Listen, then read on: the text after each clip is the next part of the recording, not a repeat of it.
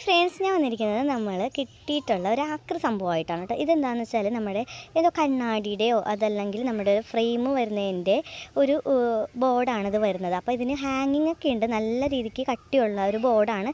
അതുപോലെ തന്നെ ഇത് നല്ല മരത്തിൻ്റെ ഒരു പീസ് കഷ്ണമാണ് കേട്ടോ. അപ്പോൾ അത് നോക്കുമ്പോൾ മഴയൊക്കെ കൊണ്ടിട്ടും എല്ലാം കൊണ്ടും അതിലാകെ അഴുക്കും അതുപോലെ പൂപ്പലൊക്കെ പിടിച്ചിട്ടുണ്ട്. അപ്പോൾ ഞാൻ കത്തി വെച്ചിട്ട് ആദ്യം അതൊന്ന് ചിരണ്ടി നോക്കിയായിരുന്നേ. ചിരണ്ടി നോക്കി കഴിഞ്ഞതിന് ശേഷമാണ് ഞാനത് കഴുകിയെടുത്തത്.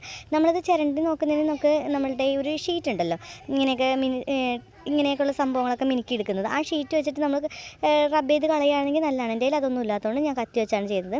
പിന്നെ എൻ്റെ അടുത്ത് ഇങ്ങനത്തെ കുറേ മിറർ കഷ്ണങ്ങളുണ്ട് പീസസ് ആയിട്ട്.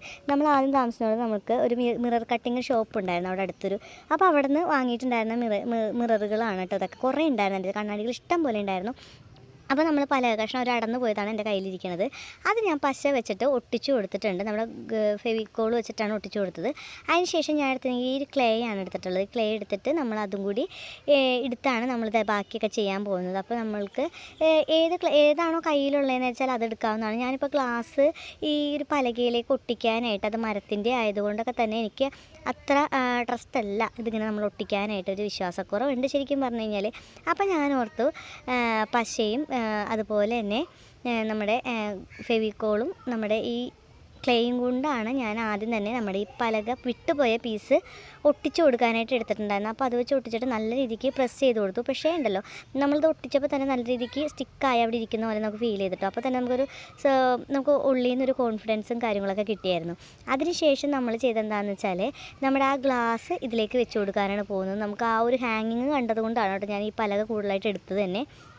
പലകയല്ല, ഒരു ഫ്രെയിം. എന്നിട്ട് നമ്മൾ ഗ്ലാസ്സിലേക്ക് അറ്റാച്ച് ചെയ്ത് കൊടുക്കാനായിട്ട് അതിനും ഞാൻ എടുത്തിട്ടുണ്ടായിരുന്നു നമ്മുടെ ഫെവിക്കോളും അതുപോലെ തന്നെ ക്ലേയും കൂടി തന്നെയാണ് എടുത്തിട്ടുണ്ടായിരുന്നത്.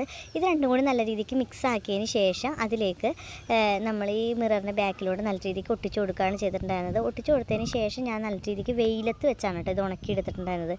ഇതെങ്ങനെയാണ് ഉണക്കുക എന്നുള്ളത് എനിക്ക് അത്ര ഇതുണ്ടായിരുന്നില്ല. എന്നാലും ഞാനിത് ചെയ്യുന്ന സമയത്ത് നല്ല വെയിലായിരുന്നു. അതുകൊണ്ട് തന്നെ ഞാൻ വെയിലത്തോട്ട് അങ്ങോട്ട് വെച്ചിട്ട് നല്ല രീതിക്ക് തന്നെ ഒട്ടിച്ചെടുക്കുകയാണ് ചെയ്തിട്ടുണ്ടായിരുന്നത്.